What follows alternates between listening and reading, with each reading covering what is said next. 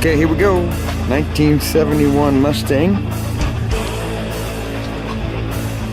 And as you can see, in pretty good shape.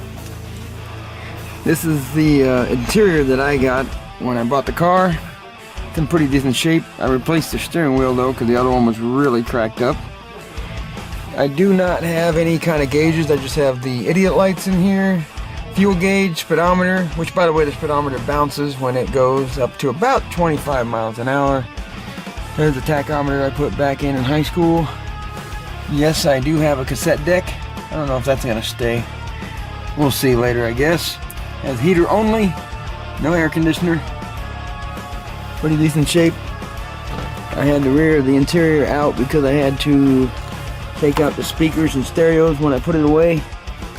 And then this seat right here has a tendency of not folding forward.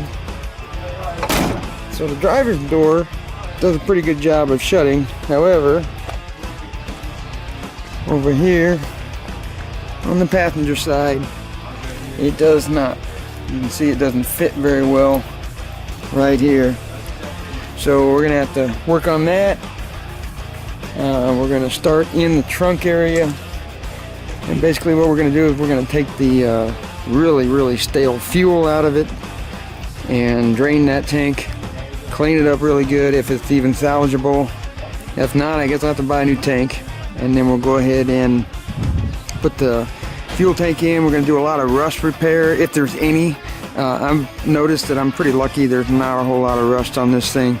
So POR 15, POR 15 it's called, is what I'm going to be using quite a bit of. I heard it's really good stuff. So that's how we're going to get started with this thing. And it's going to be a project of mine. I think some kids might help out occasionally. And currently right now, we do not have an engine or transmission in here. So that's another part that needs to be done as well.